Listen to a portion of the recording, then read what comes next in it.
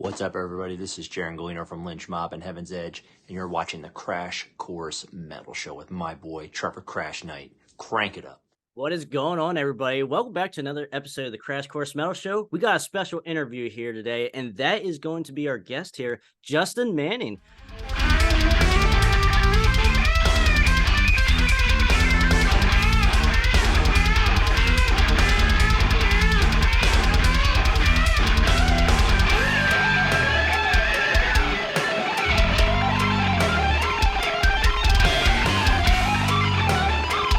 Going on, brother? How's it going, man? Good. So first and foremost, for people that are watching here that are unaware of who Justin Manning is, can you kind of just give us a little bit of background on your previous bands and like your new project that you're working on now? Well, I'm a guitar player from Los Angeles. And my most notable project, the thing that people know me the best for is the band Crowned by Fire. Mm-hmm. So I did that for 10, 11 years before I got out of LA during the pandemic. That whole situation kind of ran its course and came out here to Oklahoma City, which I don't know how much longer we'll be here for, but it got us out of LA. Yeah, so now I've started my own project where I'm basically playing everything, or recording everything, and then I have guys that play it live. And that's called Freightshaker, and that's not out yet, but we're going to debut the first single on your show today.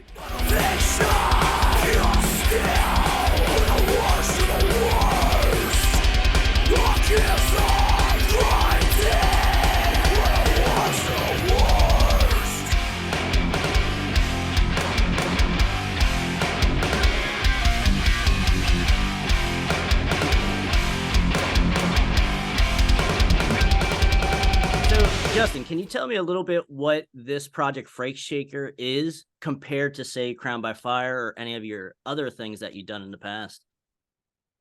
Yeah, so basically, well, first of all, the name, people ask me about the name a lot. Actually, right behind me, you'll see these amps right here.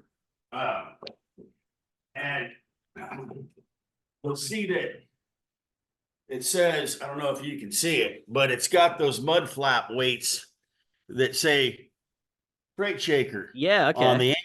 Okay. Well, I worked for Motorhead.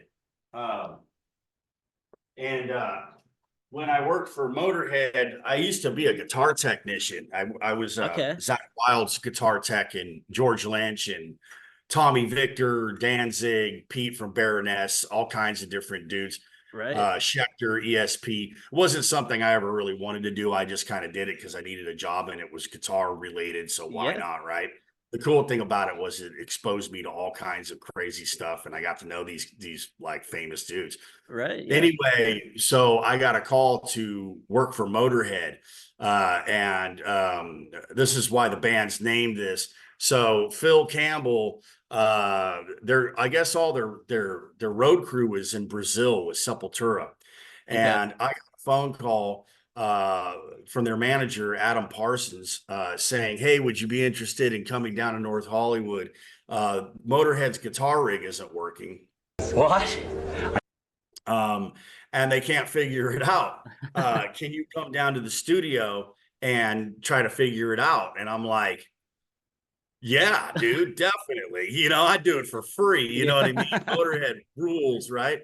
So I go down there and I walk into the studio, and bigger than shit, there's Lemmy just standing there. And like, I ended up in a rental car with him while he played me Shake Your Blood from Probot. And drank Jack Daniels and Coke and ate speed right in front of me. It was pretty rad, dude. The classic rock star. Yeah, totally. And so all that ended up being wrong with that guitar rig was one of the batteries in the pedal was dead. So they just left this guitar pedal plugged in. It killed the battery, which for some reason made the signal not go through. I mean, you'd think a guy that had been playing guitar for 50 years would know that, but they paid me to come in and change a battery and hang out with Lemmy. Anyway, Yeah, so on one of Lemmy's Marshall amps was that exact mud flap weight, and it Okay. said Freightshaker on the Marshall.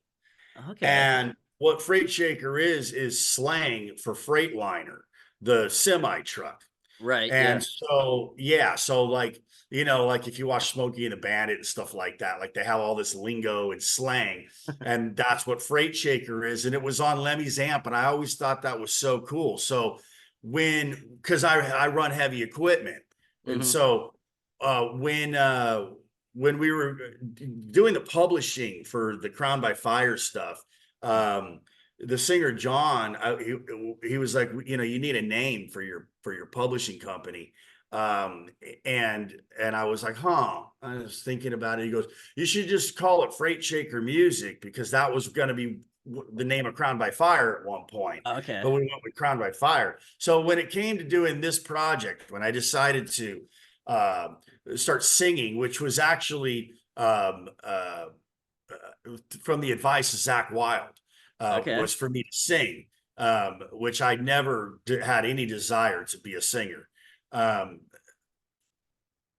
it was like a no brainer to call it Freightshaker. It Yeah. was like the publishing company's already there.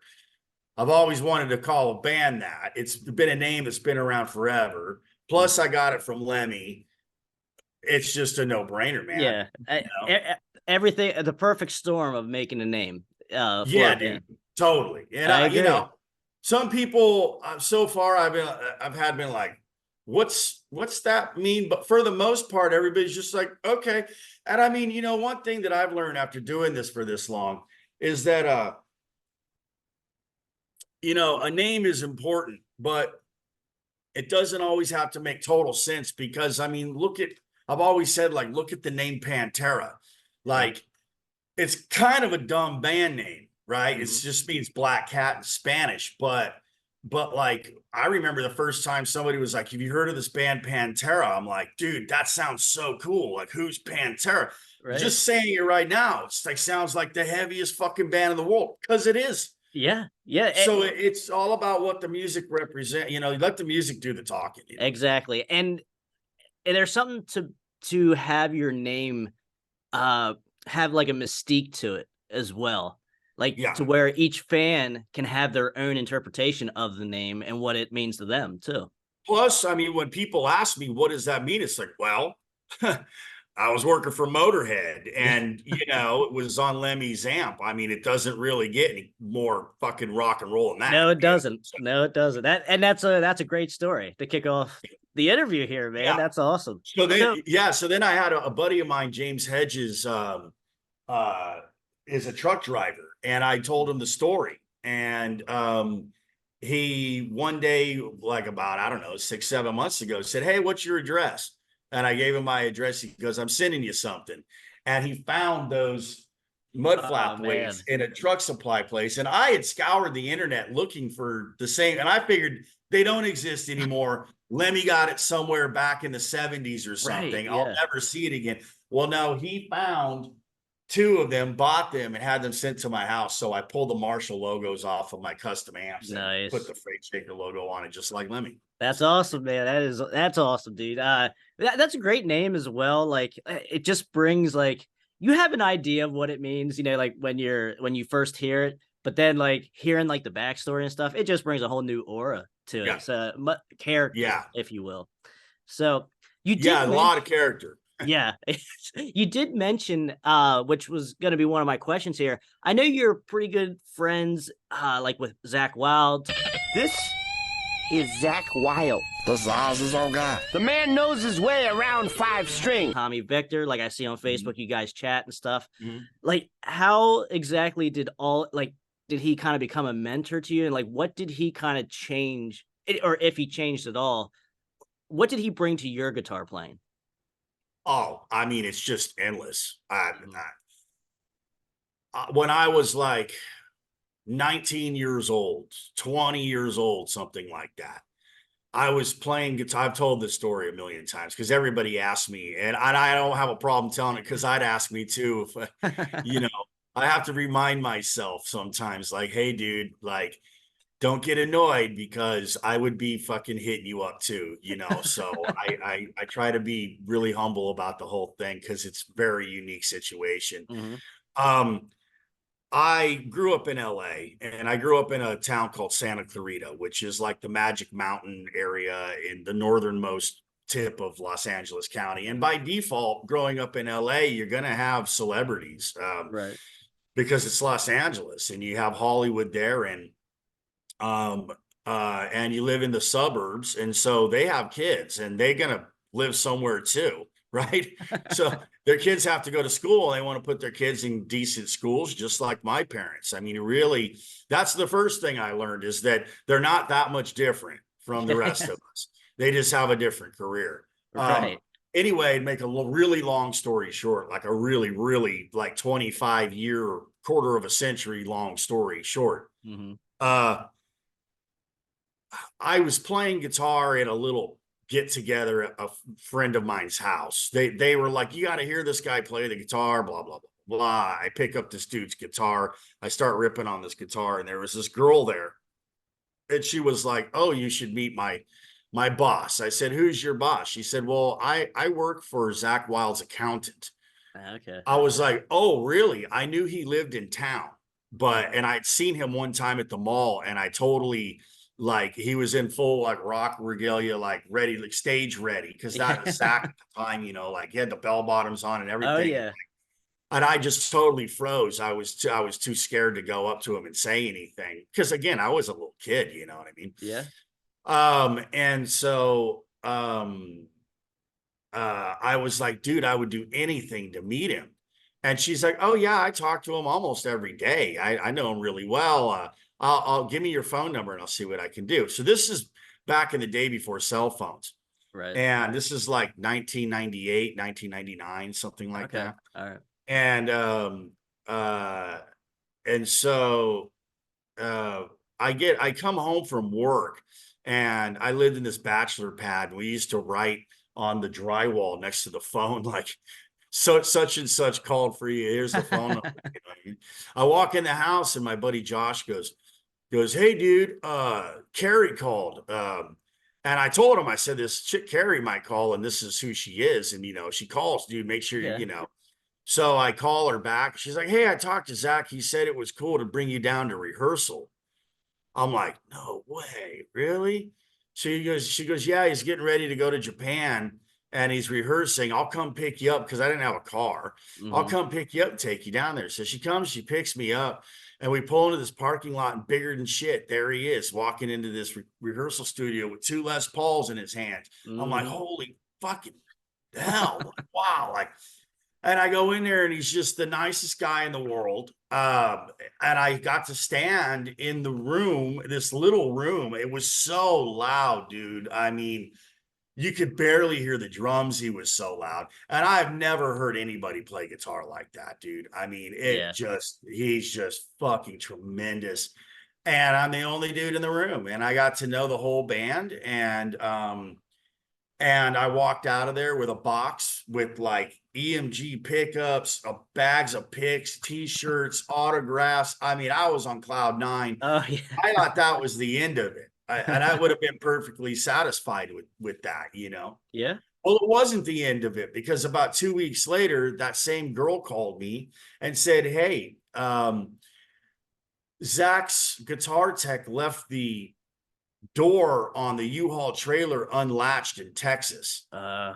And the door came open and they lost three of his guitars on the freeway. Oh And shit. needless to say, his guitar tech has been fired. Is that something you'd be interested in doing? I'm like, yeah, Yeah. definitely. I've never done it, but I know how to tune a guitar. Yeah, Right. of Yeah. course. Let's do it. I'm in. I'm Yeah. game. Learn on the way, at least. Mhm. Yeah. Sink or swim, right? So next thing you know, I find myself in a hotel room. Well, first of all, his wife comes and picks me up um, at my house. And I find myself in a hotel room at LAX with number 2, number 3, and number 4 bullseyes ever made. Oh, okay. And now I'm responsible for these guitars. And I'm in this hotel room with like staring at these guitars going, I can't believe I've got these, and I Yeah, mean this. you're touching them. Yeah, I'm playing them. You know what I mean? And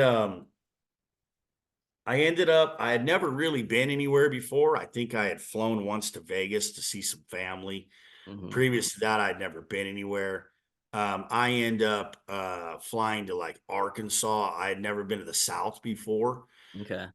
I got off the plane and I was instructed to hail down a cab.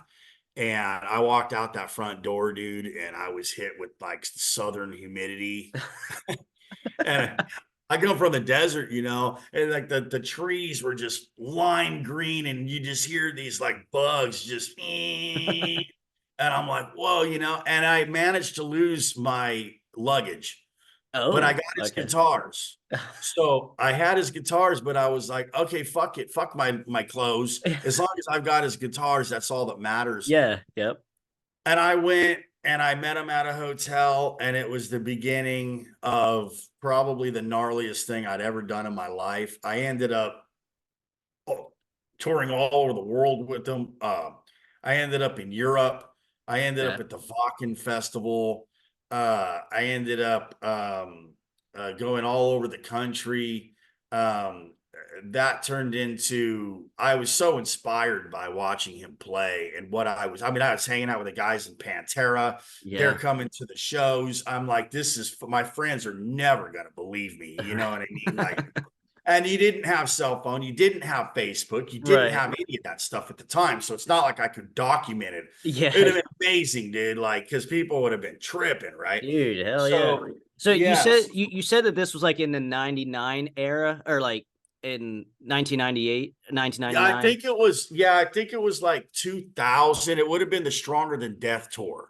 Okay, okay. I was gonna say, are we looking at like Sonic Brew or Stronger Than Death or something Yeah, around that? Okay. so it'd have been Stronger Than Death, but they were playing some of the Sonic Brew Okay. tunes. And Gotcha. then I'm actually that live album. What's that called? I think it was the third one, and it's like a drawing. It's got all the skeletons and shit on. Right. Yeah, I know. Yeah, what is that called? So I'm Shoot. the guy in the beginning of that album that says, "Turn on the sirens, man." Oh, And okay. and you All first right. push play. That's me. Yeah, and it says Okay. my name in there and shit. Yeah. Very cool. That's awesome. I mean, Mhm. not all the time you get documented on a record. So Yeah, I that's did. awesome. They probably told me we were recording live, but I was so out of my mind, nervous and just green. I mean, I just absolutely got my ass handed to me. I was just, in my Uh, mind, I've got this idea that it's gonna be, you know, we're going to become besties and he's going to teach me all this shit. And like, no, it was like, you're out there, I'm paying you to do something and I expect you to do that. yeah. And, you know, and he was drinking really heavily at the time. And Okay. well, shit, so was I. It was the only way you could survive out there. It was like being on a fucking pirate ship, dude. Um, and we were just like loaded the whole time, and it was insane, man. I mean, it was just absolutely crazy. And so basically after that, I told him, I was like, hey man, like, you know, this is awesome and everything. I probably should have stuck with it in hindsight, but I was like, I'm so inspired by watching you do this that I absolutely have to go home right now and I have to immediately start building my band and building my, because I don't want to be a guitar tech. I want to do what you're doing. Right. And he respected that. Um, and I probably wasn't very good guitar tech yet anyway. You know, I was just some kid like trying to like, so nowadays it's a lot different. You know, I know Right. what I'm Yeah. doing, but like at the time I didn't know shit. Yeah. And the fact that I'm out there working for like arguably the world's greatest guitar player is just a fluke I had no business being out there, to be quite honest with you. So to make a long story short, he respected that and always dug that, and we've been friends ever since. And after that, I ended up working for his wife Okay. and was kind of like a personal assistant. And I used to sleep on the floor in his guitar room in a fucking sleeping bag. Oh, really? Yeah, in between all of his guitars. And it was the greatest thing ever when you're a 21-year-old little budding guitar player and you're sleeping in fucking Zakk Wylde's guitar room. I can think of worse things. I can Yeah, think of... dude.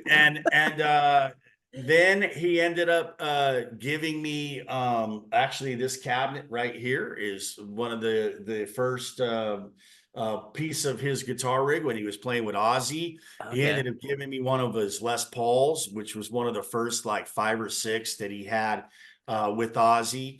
The amount of gear that he's given me over the years and opportunities. Then I ended up, then his wife said, hey, you want to go out on the Ozfest with Zakk?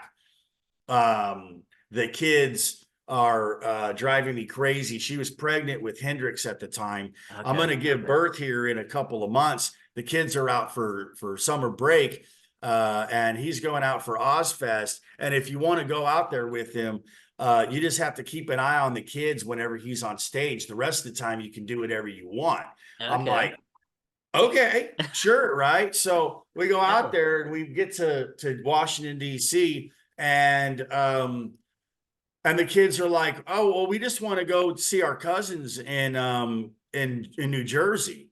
Mhm. So they don't care that they're on tour with their dad. They don't know any different, right? Yeah. So like the kids get dropped off in Jersey, and so it's just me and Zakk on our own $1 million Prevost bus touring around with Ozzy, and I got to watch Down every day and Meshuggah, and I had carte blanche access to the whole tour, and we just fucking got hammered and I watched Ozzy every day from the side of the stage, and it was the coolest fucking thing. I can't even begin to explain how cool it was. Not a And bad deal, I wasn't man. even 25 years old yet. Yeah, not a bad deal at all, dude. That's not many people could say that they did all that by 25. You know, like Yeah.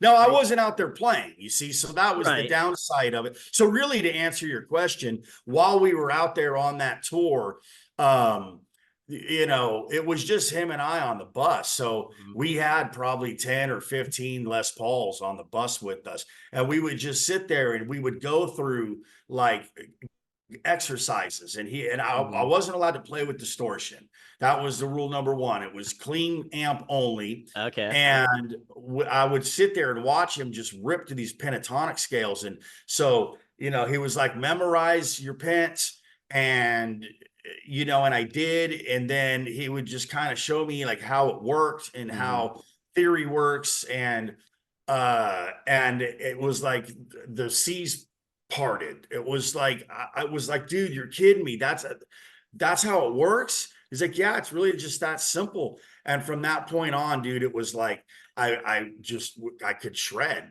Yeah, dude. I mean, that is the downside, that you weren't playing, but the amount of experience and knowledge is irreplaceable there too.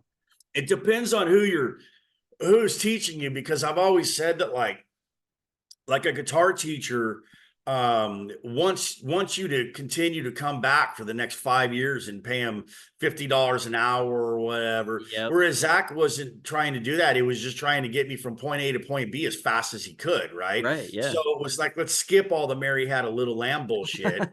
Right. Let's just go straight to like, this is how you write a solo. Here's the sort of skeleton, these are the scales that I use the most, and that 99.9% of rock and roll is built off of pentatonic scales. It just is. Every AC/DC solo ever written, every Black Sabbath solo ever written is all pents. So, here's how the pentatonics work, and any other scales, they all work the same if you just memorize the patterns and then you figure out how to put them into key. Right. Yep. That's all that it is. So, but I was already fast and tight. So it was like just somebody connecting those dots for me. It just so happened to be Zakk fucking Wylde. It doesn't get much better than that. No, it doesn't. I can certainly tell, like, even in like the song that I reacted to, and just like a lot of your other stuff that I heard with Crown of Fire, you get those bends, like you get those in those solos and stuff. Like, that is awesome. Like that is something I love. Like we always appreciate that here on the channel. Great guitar players, great solos, like people that put an effort into the guitar playing, bring a different side of the song. Cause like, your usual fan listens to the lyrics and stuff like that. But me, on the other hand, I'm looking at like stuff in the background a little bit more, Yeah. So I had the band previous to Crown by Fire, the singer was kind of, very sort of hip hoppy, new metal influenced, right? Okay. So he was always going, "Oh, dude, you don't need to be doing all that shit on the guitar. That's all, that's not cool anymore," and blah blah blah Yeah. blah. And I thought like, maybe he's right, you know what I mean? And like then when I started doing Crown by Fire, the singer John was like, "No, fuck that, bro. Go off, dude. Like play that thing as hard as you can. Like Yeah, I'm man. just fucking go off." I was like, all right. So I did. And thank God for him and for saying that, because it was, it just set me apart from everybody else. Now it didn't make me rich, and I'm not exactly famous for it or anything, but the industry changed underneath me. And Right. nowadays, you got these little kids that are on fucking YouTube. I ain't got time to start a YouTube channel. I got a house to pay for, and a wife, and 4 cats, and Yeah. kids, and in a car payment, and all this stuff. So the only extra time I really have is to try and record this new record, which I've never done before and have been teaching myself how to do. And so as the world changes, you find yourself not getting left behind, but sort of, it's hard to keep up with, man. Kind of have to Like, now there's reinvent yourself. TikTok, and then there's Snapchat, and then I'm Yeah. like, dude, I'm still posting memes on Facebook, Yeah. bro. Like, Yeah. you know what I mean? Am I ancient? I don't know. It's certainly, you have to reinvent yourself like every so often, and it is hard. It's hard to do. And yeah, I mean, all I want to do, dude, is like I would love to just find like a manager that knows how to do this stuff, that knows about it, that can just direct me and go, look, this is what I need you to do. Because doing it all on my own, man, I mean, it's rough, dude. yes, Like, it is. like when it comes to music, hey, man, that's my jam. I can pick up a guitar and just start playing it, and within the first 3 minutes, there's going to be like 3 gem riffs in there that I could write a whole song around. Like, that's my talent. That's what I'm good at. TikTok is not what I'm good at. No, yeah, I know. I'm right there with you. I'm right there. I look at TikTok and I'm like, what am I doing on here? Like, I don't get this.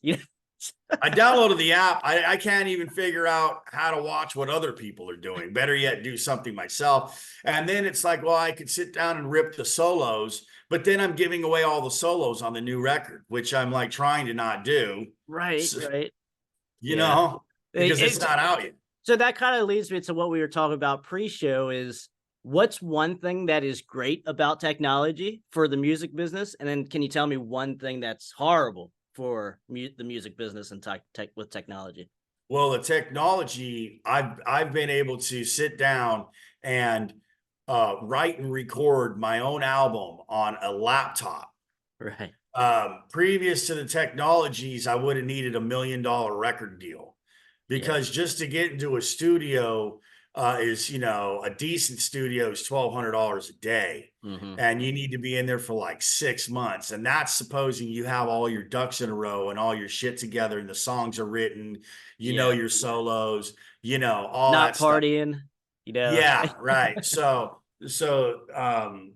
previous, when I first started this, like, you weren't recording a record until you had a record deal. So that was the whole thing, was like, let's go out, let's play the Hollywood scene. Hopefully we get signed. If we can get signed, we can record a record. If we can record a record, they'll put it out. It'll go on MTV. They'll put us out on tour. The upside to that was dude, when they put you out on tour, you're going out on tour with fucking Motley Crue. You know what I mean? Yeah, yeah. You're opening for Motley Crue in stadiums, and there was only one place where people went to find music, and that was MTV. And if you were on it, you were 21, 22 years old, fucking filthy rich. They were handing out $1 million checks to heroin addicts, dude. Yeah.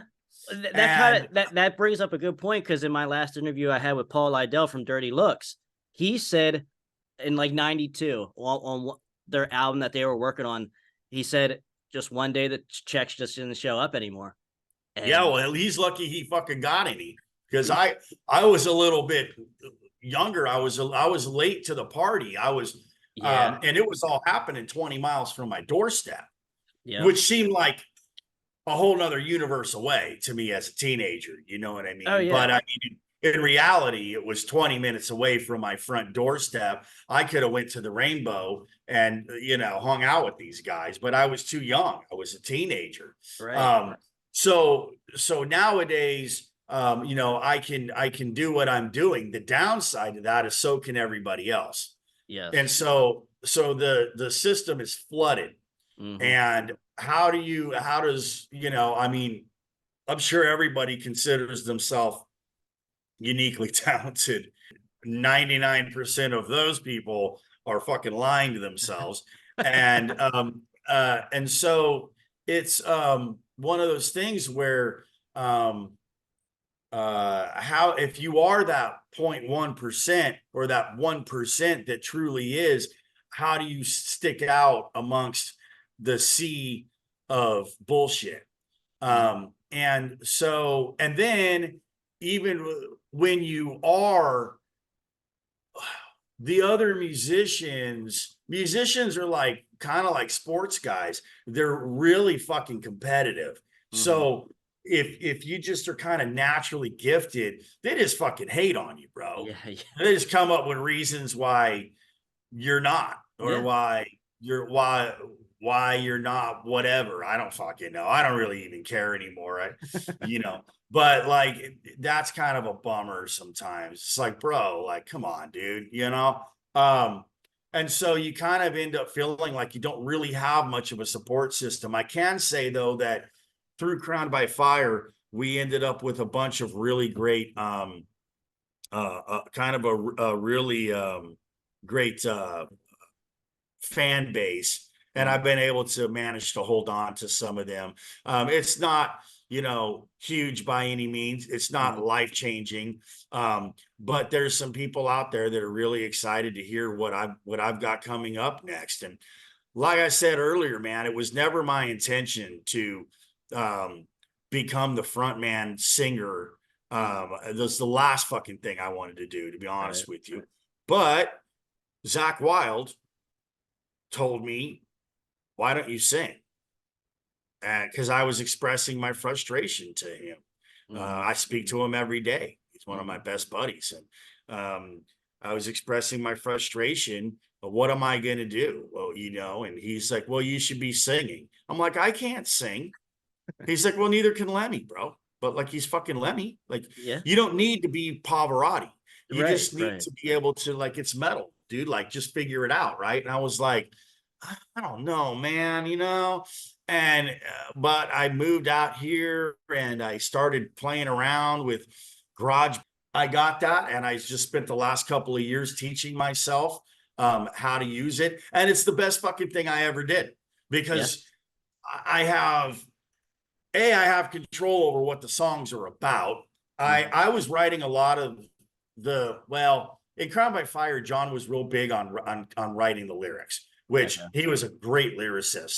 So I never had a problem with that. But sometimes, because I play drums and bass and guitar and I produce and all this stuff, I would help him, like, a lot of times with like the rhythm of things, or like how many syllables were in a line. It's like, dude, you got to take two syllables out of that. You can change this to this in order to make the line work, and in order to make the rhythm kind of fit in more correctly. And so, like, writing the lyrics, like, I have control over all that, or what the song's going to be about. Like, I can be political, whereas John didn't have interest in that. You know, Okay. I could sing about whatever I want. I could some of this stuff, the Freightshaker stuff, is heavier than Crown by Fire. It's Okay. faster. If I want to write a speed metal song, I can just write a speed metal song, and there's nobody there to say, "Nah, I'm not into that." Yeah. Yep. You know, like, You're your own producer, like you said. I'm my own thing, and Yeah. also, you know, I can take it wherever I want to take it. If I can do it for the rest of my life. You know, when you're in a situation with somebody else and they say grow out of it, or they decide they don't want to do it anymore, you're fucked. Yeah. You just wasted 10 years of your life, of your career. Whereas if I was doing this the whole time, I'd just still be trucking along. Right. Right. This Yeah. would Yeah. be the fourth Freightshaker album instead of the first. You know what I mean? Yeah. That's So, quite possible. Quite possible. yeah. We kind of talked a little bit about like who inspired you, but I'm sure you have more than one inspiration. Yeah. Like, who is the guitar player, or just musician in general? Who is the one that inspired you when you were young, and then who like keeps inspiring you today, that to make new music? Slash. They were on, and VH1 at the time was more like classic, like it was mellower music. Okay. And NTV was where all the rowdy shit was. But I was at my aunt's house, you know, and she, my aunt Susie, and I was sitting on her couch, and for some reason, Welcome to the Jungle came on VH1, Mhm. and I was like, "Whoa, what the fuck is this?" And who is that guy in the top hat? I didn't know. He looked like a cartoon character to me. I Yeah. didn't know that that was an option in life, like, and it all connected. It was like, you mean I could be that if I want to be? Mhm. And that at that exact moment, sitting on that couch on that day, and my whole life changed. Okay. All And right. he still to this day continues to just inspire the shit out of me. I can sit there and just watch videos of him playing all day long. And he's not the cleanest, most you know, like Ingve's way more technical and super fast and all that shit. But Right. I prefer Slash's bluesy, slithery style. Mhm. The Les Paul, do the Marshalls. It's just this old school antique sounding guitar. And he still just to this day continues to just inspire the shit out of me. And of course, Zakk. But Zakk plays a different role in my life because he's become one Yeah. of my best buddies. So I talk to him every day. He's super inspiring to me. He sends me videos of pretty much I whatever you do. see on Instagram. It gets sent to us first. We have a group text. And so I see it on my phone, and then you look on Instagram or whatever, and then there's that video. So Nice. Slash and Zakk, and you know, I mean, Eddie Van Halen, of course, man, you know, Tommy Victor, Yeah. you know, his whole riff writing style, you know, I think that he's underrated, and that's sort of how we became friends. Um, you know, that chunky, detuned style of guitar playing was invented by Tommy Victor and Page Hamilton from Helmet. Mhm. Right. Those two dudes are the ones that really sort of started that. And then I think Dimebag picked up on that. And I could be wrong because I wasn't there, but that style of guitar was invented by those three dudes. And Dimebag took it and just went to the fucking moon with it, man. Right. And so I remember being crazy about GNR, and then Metallica got really big, and I was like, wow, that's heavy, man. And Justice for All. Yeah. And then Pantera came and fucking changed me forever, dude. Okay, so Just that kind of leads me to the other question here. Like, was Guns N' Roses, is like Appetite your favorite album then? Like, what was the album that kind of like said, okay, I'm certainly doing this, other than the music video? that you Welcome to the Jungle? Well, it would have definitely been Appetite, Okay. because that was the only option at the time. I mean, I Right. wore that motherfucker out, dude. But it's still like I put it on today and just jam out to that. This is just such a classic album. Hmm. And I like all the deep cuts, Rocket Oh yeah, Queen, by Michelle, and just, I mean, yeah. fuck, dude. Rocket Queen. But I have to say that a lot of people shit on the Illusion records. But as a musician and as a guitar player, I play drums too. Hmm. So as a drummer and I play bass. So as a bass player, those Illusion albums are fucking unreal, dude. Like I really like those big epic Oh songs like yeah.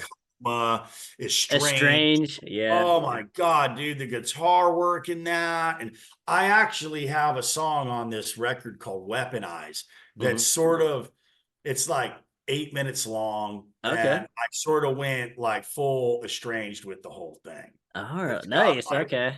12-string guitars. It's got multiple giant guitar solos in it. It's ultra heavy. But then it changes, and I was like, there's no rules. And I don't need to write a 3 minute and 20-second single for MTV because they're not going to play it on a fucking MTV. Exactly. They're playing some little bitch from New Jersey shaking her ass on MTV. They're not going to play me on it. Yeah. So it doesn't matter. I just do whatever I want, which is kind Hey, of cool. and that's what's nice. That is like some of the freedom now that you have. Yeah. Like you don't have to be in a box per No, se. I can do So, whatever I want. So that's kind of cool, hell yeah. And, So but yeah, definitely I'd say though, I don't want to underestimate the value or the influence that Dime had on me and fucking everybody else. He changed the guitar world. He's the modern day Eddie Van Halen. And I'm still crushed to this day over what happened to him. mhm. And my whole studio is full of photos and memories of him. I actually have this right here, which was given to me. If you look at that, it's a photo of him backstage at a Van Halen concert, Oh, okay. like a couple of weeks before he was taken. And Right. everybody that was at his funeral got a copy of that. Oh, I nice. wasn't there, but a friend of mine was, and she was good friends with him, and she got that for me. Awesome. Just fucking terrible, man. I It still is. just drives me just crazy, and it's really quite sad. But Very. Yeah. anyway, Yeah, because he was still making great music. oh, It dude, sucks. and we would have multiple new Pantera records Yeah. by I now. agree. Yep. That they would have gotten back together, and at least one would have hoped. And we got fucking robbed, dude. Right. Yeah. The I whole the agree whole 100%. we got fucking robbed, bro. And Yeah. it was the same. It's like John Lennon, dude. It happened on the same fucking day as John Yeah. Lennon. Yep. Fucking tragedy, man. And it's just super sad. And I've become good friends with a lot of the people that grew up with him. And of course, I'm buddies with Zakk and everything. Hmm. And I spent a lot of time in the Dallas Fort Worth area. Crown by Fire started going down there and playing a whole bunch. And Okay.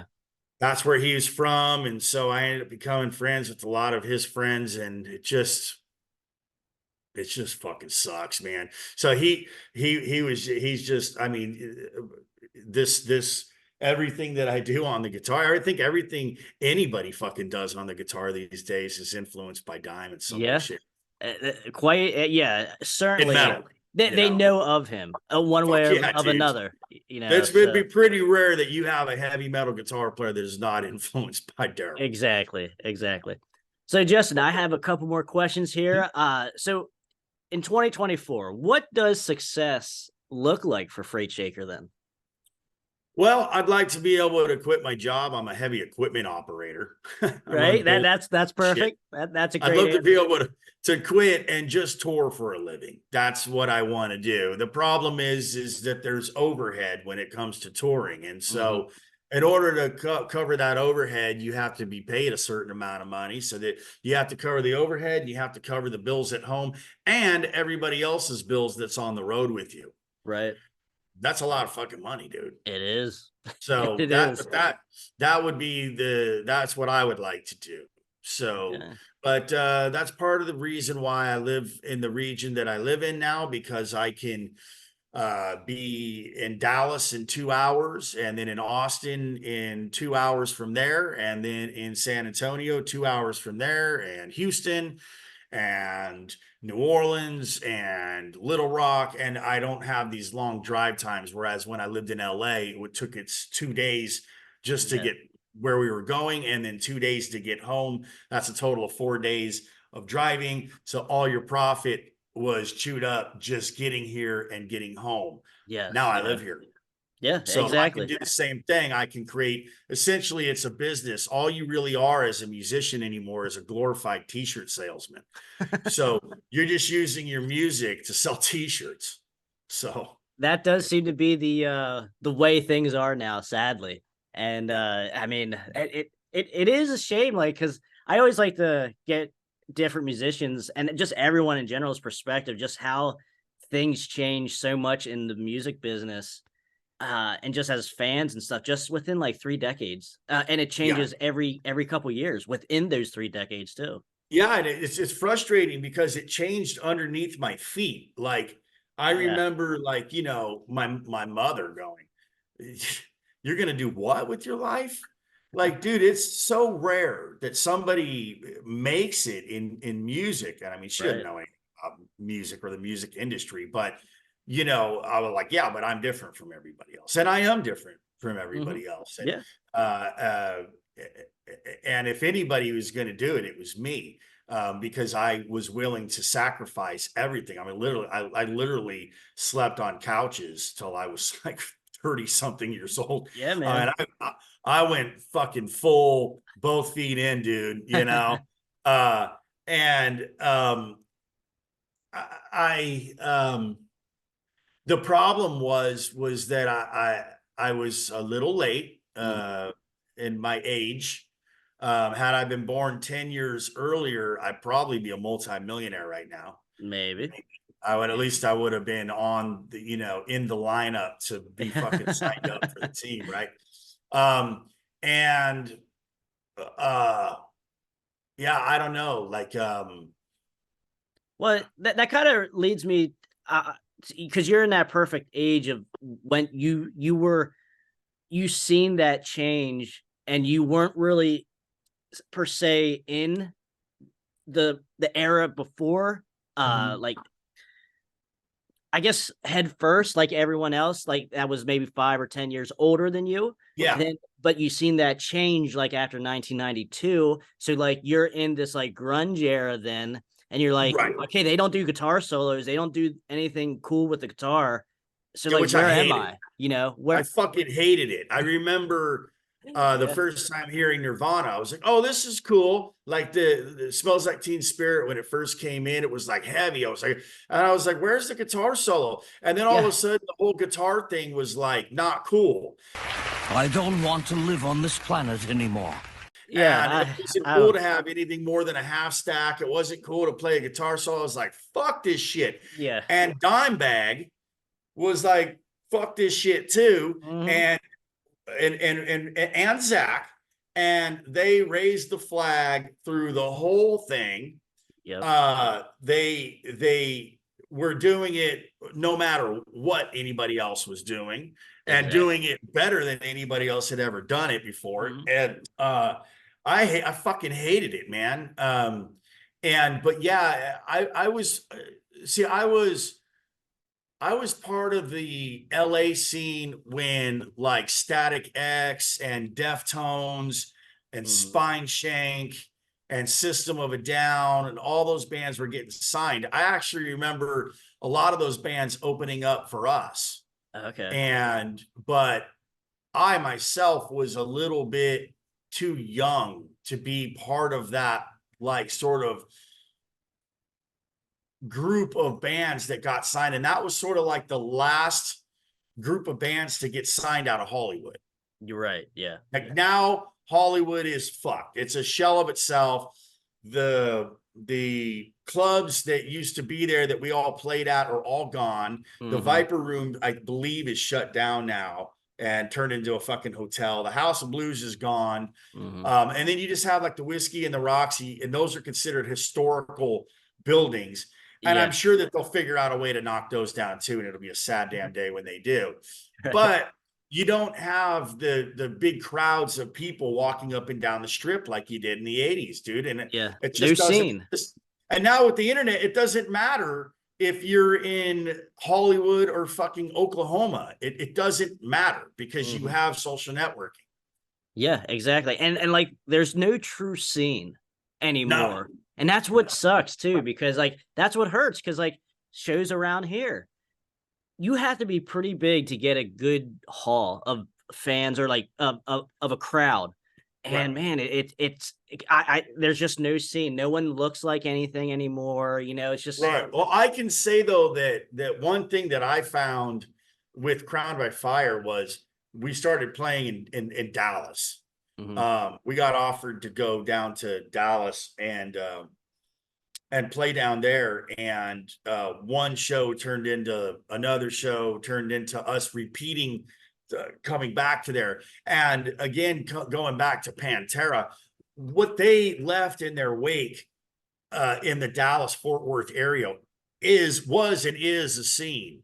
And coming from Hollywood and coming from LA, it was like, wow, this is refreshing. Like there's fucking people that are into this, you know, like that are like, there's a new band and we're all fucking going. And that was really cool and refreshing to me. It's not quite as what it was when we were doing it.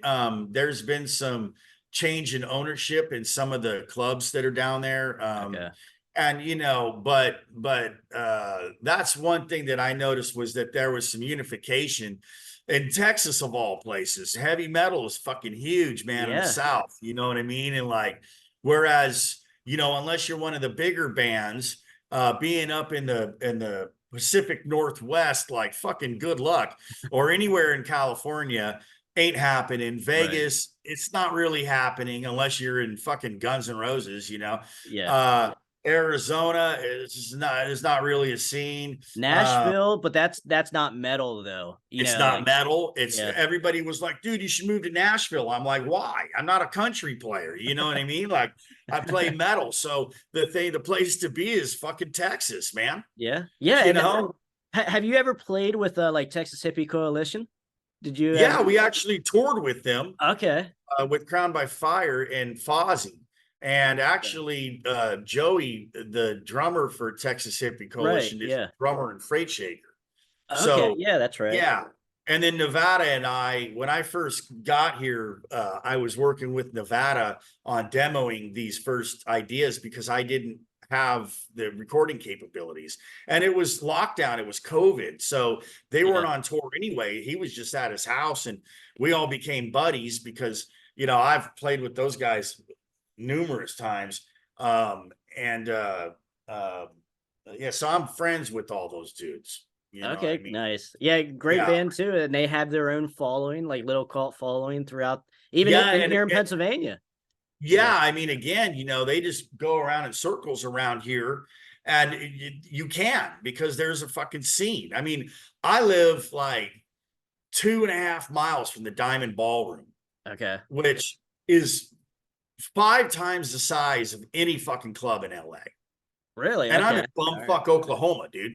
You know what I mean? So it's like that goes to show you what has happened with rock and roll. You know, because you have space around here. You can do something like that. To try to put a giant airplane hangar rock club in LA, you'd need to be a fucking billionaire, dude. Yeah. Just to pay the rent and to keep it going and to have it around for long enough to financially sustain the ups and downs and different things that are going to come at you as a club owner in a place like Hollywood. Yeah.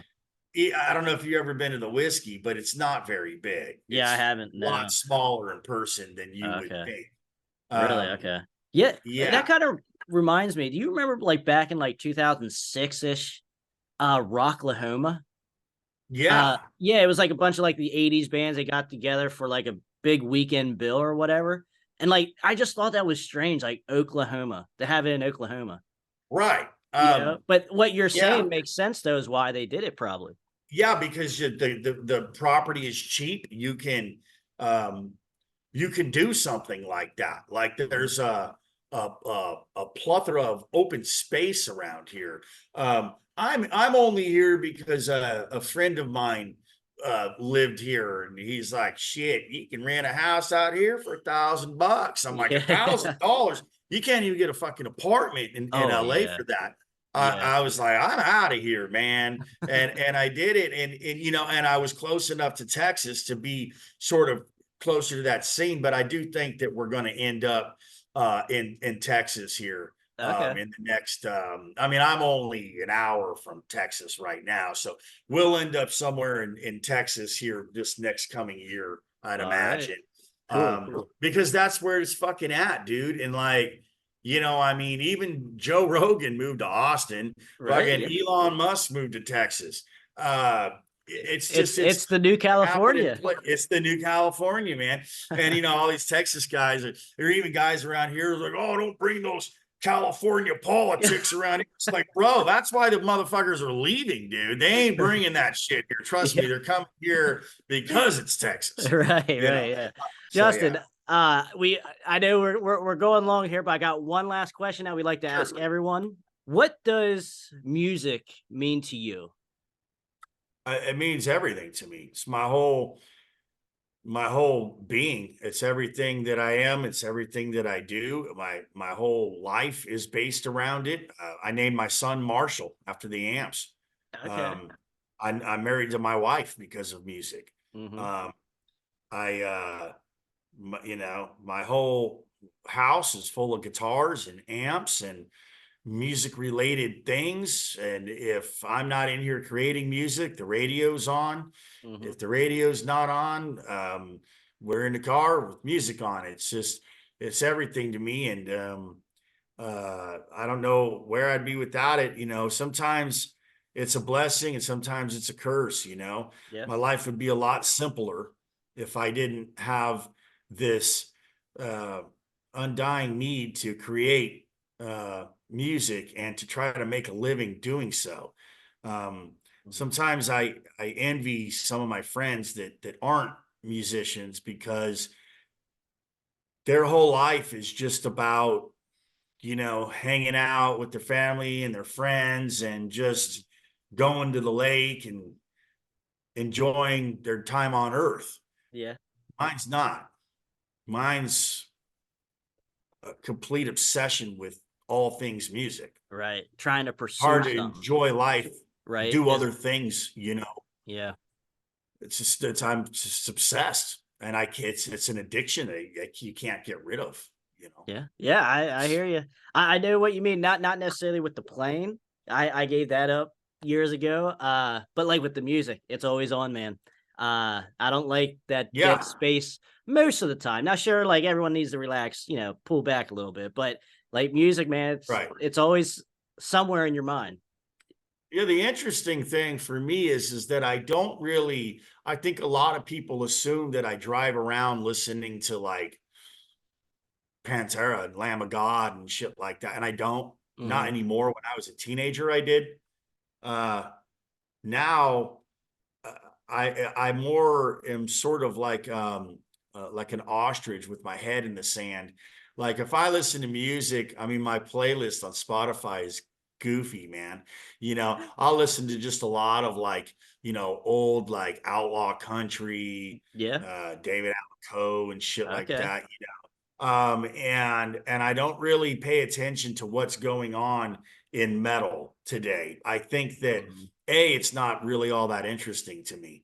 I haven't really heard anything recently that really gets me off, but I think that by doing that, when I do pick up the guitar, naturally it comes out super heavy because generally guitar players play heavy metal because it's what is sort of the most challenging technically on a guitar, right? Mm-hmm. So so that's what I end up writing, but what I'm listening to is something completely different. And so it ends up being, it's having its own unique style, but because I'm not sitting around listening to whatever the latest thing is. And nothing against those bands, a lot of them are great. There's a lot of great players right now. Mm-hmm. But but it just doesn't really do anything for me. I'd rather at least listen to Willie Nelson. Okay. Yeah. You know what I mean? That's Yeah, what gets me off, you know? and it kind of, you're that medium then that kind of takes that experience of like the old school country and brings it to the metal side. Then when you like it kind of Yeah. plant seeds in your head, I guess is It kind of like yeah. It's connected in a roundabout way. And I mean, I think that, you know, I always liked old country. Like my uncle would play it for me when I was a kid and stuff. It always reminded me of him. But yeah, again, back to Pantera, you know, it was like that was the first band that was like, no, this stuff's cool. Like, we're from Texas and like we're really Yeah. influenced by this stuff. And you can hear it in their playing. Mhm. It actually made them heavier because they sounded like they were from fucking Texas. Right. You know what I That mean? that real And edge to it. yeah, that big balls, man. It was just like, you know, like whereas a band like, you know, from say San Francisco that was like thrash metal was like, wow, this is heavy. And Mhm. then Pantera came along, it was like, no, this is heavy. Right. Because Yeah. it had that southern swing to it, you And it didn't know. have to be fast either to be heavy. It didn't have to be. Sometimes the slower shit's heavier. I mean, look at Yes. Crowbar. Yep. You know, Yep. Crowbar. I know Kirk, and Mhm. you know, that's there's a reason why they say there's none heavier. You know what I mean? It's so fucking heavy, dude. It's slow, Mhm. deliberately, and Right. it's tuned down, and you know, that song "To Build a Mountain" is probably one of the heaviest fucking riffs ever written in Yeah. the history of time. Um, and that, you know, and see all those guys, you know, are all, I know a lot of those dudes, and they're all influenced by the old country stuff Right. Yeah. and growing up in the South Mhm. and the Southern sort of influence that was sort of that Pantera brought to heavy metal transcended all these other bands like Crowbar and And Goat Horde. yeah, and other All they're all from subgenres fucking too. they're all from New Orleans and Dallas and Yeah. Houston. You know what I mean? And so like um yeah, so I mean that's, you know, that was really interesting to me. And then being from California, you know, they assume that you're listening to, you know, Faster Pussycat, Yeah. which I do. You know, I like Yeah. all Oh that yeah. Hollywood sleaze metal shit. Um, Good stuff. but but yeah, but I, you know, where I grew up is, yeah, I was in LA County, but shit, you know, we were more redneck than a lot of the people around here. We Yeah. fucking bass fish and deer Yeah. hunt and 4x4 and, you know, Yeah. run through the hills, man. That's what we Exactly, were man. doing. So, and Good listening to stuff. fucking David Allen Coe, you know, so Justin, thank you, man. This has been awesome. Thank you for coming on the show. totally. Can you tell everyone that's watching where they can find you at? Well, you can find me on Facebook and Instagram at Justin Manning. I think I'm the first one that pops up. Um, and I think I have a Snapchat and a TikTok, but I'm not really on there. Okay. So that's not going to do you any good. And I'm kind of in the process of finishing up this record, and then it'll be out on Spotify and all that kind of shit. Okay. And you know, you can like the Freightshaker page on Facebook and get all your information from there. All right. And hopefully through this process of doing this, I'll attract the attention of some help and be able to get this thing up and running. Beautiful. And That's yeah, the goal here. That is the that's goal. what I'm And I will put the links to all your stuff in the description as well. If you guys are interested, leave a comment for Justin, say hi. And guys, if you're not very patient. Go check out Crown of Fire stuff while we're waiting for the Freightshaker stuff. Awesome stuff. You'll know what. Yeah. You'll know what. There's a couple of albums there. Yeah, exactly. And you know, that band never really broke up.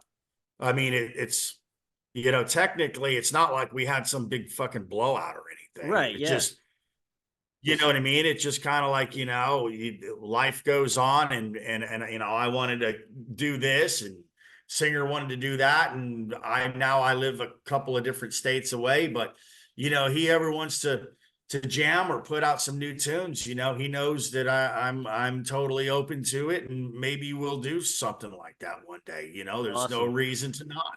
So. Yeah, awesome, man. That's what we like to hear. We like to hear those feel good stories like that. You guys are still like cool, still friends, you know. And I don't like hearing those stories where like, yeah, I'm never talking to that mother effer again, you know, that kind of thing. And so I got some of those. I got some of those, just not with him. Okay, good. But all right, man. Thank you so much again for coming on. Justin Manning, check him out, guys. And until next time, stay out of that collateral damage. For Justin Manning, I'm Trevor Krash Knight. Thank you. We will see you guys later. Step out, step in. I don't even know where to begin. Clock out, clock in. Broken brick to the mouth again. Motivation, you're still the worst of the worst. I can't